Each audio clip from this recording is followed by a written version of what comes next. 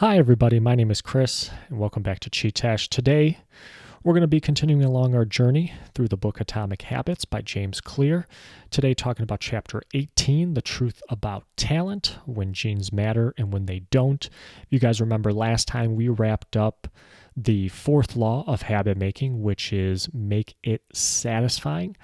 But in chapter 17, we talked about how to make habits unsatisfying, the habits that you do not want anymore. How can we make it so that you do not perform those habits anymore? And we talked about different ways, having an accountability partner, having a habit contract, basically holding yourself accountable and invoking a cost if you do perform those bad habits. So check out that video. That was last time. Today, we're going to talk about genes and talent. As I've always been told my whole life, hard work beats talent when talent doesn't work hard. And I think it's true in those certain circumstances. So James starts off this chapter and he's talking about two different Olympic athletes. You have Michael Phelps and you have Hicahm Guerroj, two very different athletes. Phelps is a swimmer. Hicahm is a track and field athlete or runner. Phelps, obviously, very, very successful. He's got more Olympic medals than any other Olympian in any other sport.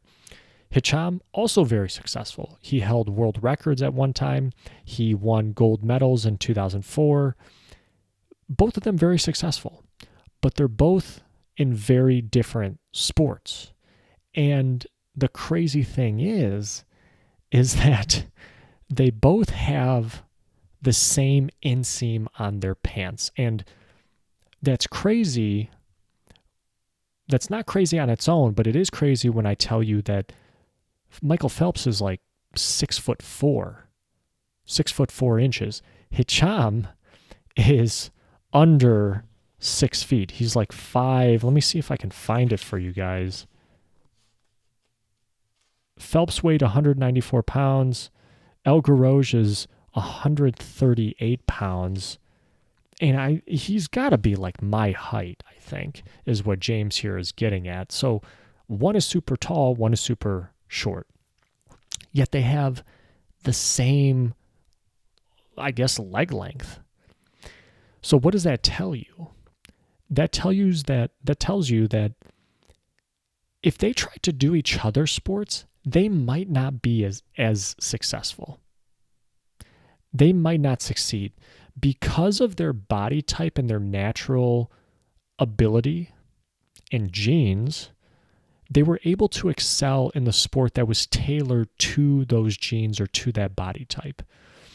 And that's what James is talking about in this chapter about how to create habits that are centered around things that you already have, personality traits and genes that you already have.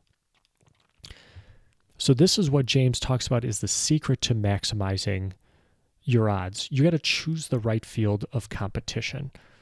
Because yes, people are born in different ways, but they can utilize those abilities and skills into the right field of play to be successful. And James talks about here, he's got this quote, "The strength of genetics is also their weakness, because the right genetics in the wrong environment is going to lead to frustration or failure." If Michael Phelps tried to run the 1,500-meter race like Hicahm, he probably wouldn't succeed. He's taller, but he's got more mass on him. It's going to be heavier, or he's just heavier, and he's going to have a harder time moving on ground on a track as a heavier person. You kind of want to be lighter so that you can push off the ground with more force and have a longer stride length. But Michael Phelps's genetics help him in the swimming pool where he's got a longer arm span and his torso is a lot longer. You guys see what I'm saying there? So genes, another quote here, genes determine your areas of opportunity. So yes, they can be a strength, but in the right area. So What about personality? What about personality? Well, your personality can also influence your habits. What is it? Well, personality are the character traits that stay consistent from going through different situations in your life. They're the things that really don't change no matter what scenario you're in your life. And they're very influenced by your genes. So we have the big 5 personality traits right here. Are you open to experience? Are you conscientious? Are you extroverted? Are you agreeable? Or are you neurotic? And James talks about how you should be shaping your habits around these personality traits. So what do we mean by that? Let's say you are very neurotic. Let's say you're very, very neurotic. Or let's say you're very extroverted. How about that? If your goal is to find a partner in life, to marry, date, whatever, then extroverted people are going to have an easier time maybe approaching people of the opposite sex in public places, libraries, coffee shops, etc. If you're introverted and you try to do that, it's going to be very difficult for you to do that. Maybe online dating is a better approach. So what James is saying is that, hey, if you have goals and habits and you have these personality traits that you are born with, go down the avenues that are tailored to those personality traits in order to achieve your goals. Basically, I'm not saying anything different than in the previous slide, but here we're just talking about it from a personality trait standpoint. So next slide. Essentially, you need to pick the right habits based on those personality traits. And how do you do that?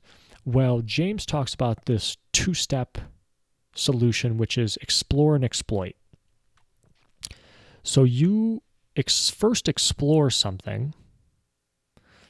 You cast a wide net, you try a lot of different things, you see what's interesting to you, and then from there you exploit it. See what's worked, and then just continue doing the thing that is working. So let's say you have a goal that is to read 10, 20 pages in a day. Cast a wide net to see, okay, which books do I like? So I'm going to try reading science fiction. I'm going to try reading romance. I'm going to try reading true crime. I'm going to try reading self-help, biographies, business books. And then maybe from doing that, you find out that really the only books that interest you are sci-fi. Well, then you exploit it. So now when you set your goal of reading 10, 20 pages a day, you're reading science fiction. Because now, if you find out that, hey, all I'm reading is romance, right? And I'm trying to read 10 pages a day and I can barely do it. Well, you're not on the right path. You're not doing the thing that is most interesting to you or most tailored to your personality traits. I know that's not really a personality trait, but you guys see what I'm saying there with trying to explore and exploit.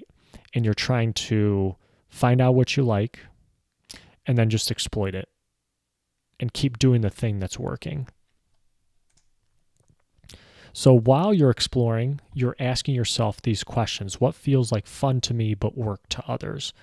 Maybe reading romance is really fun for some people, but for you, it is just too painful and you cannot get through it. So why continue doing it?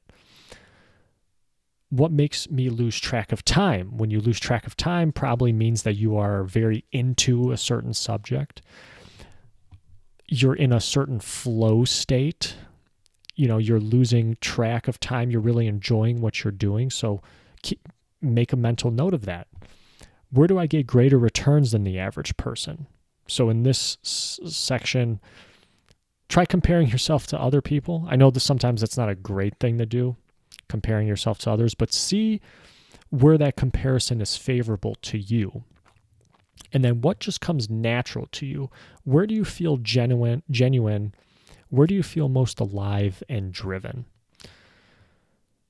And if you're having trouble, and if you're not really accelerant in these different skill sets or personality traits, I think more so skill sets. If you find that you're not really great at anything, combine skill sets, because maybe not being great at one thing, you might not be great at just that one thing, but if you combine a couple things that you're good at, now you're like one of the rare combinations of people who can be good in all these different areas.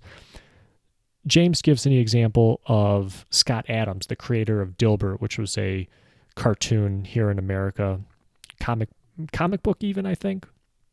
And he talks about how Scott said that, he wasn't the greatest artist and he wasn't really the funniest person if you compared him to like a famous stand-up comedian or a very, Picasso or something like that. But he can draw better than most people, and he was funny enough, and he combined those into creating a very successful cartoon, Dilbert. So James says that great players create new games to favor what they are good at. And there's this analogy he gives too about boiling a potato will soften it, but boiling an egg will harden it. And you can't choose whether you're born a potato or an egg, but you can choose the environment that you're in and whether that environment is going to be something that softens you or hardens you. Same thing with creating habits and achieving goals in your life. You can either make things harder for you or you can make things easier for you. And that's going to depend on your personality traits, your genes, and the environment that you're in.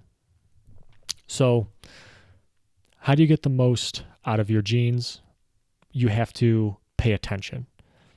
Pay attention to what you're good at. Pay attention to your personality traits.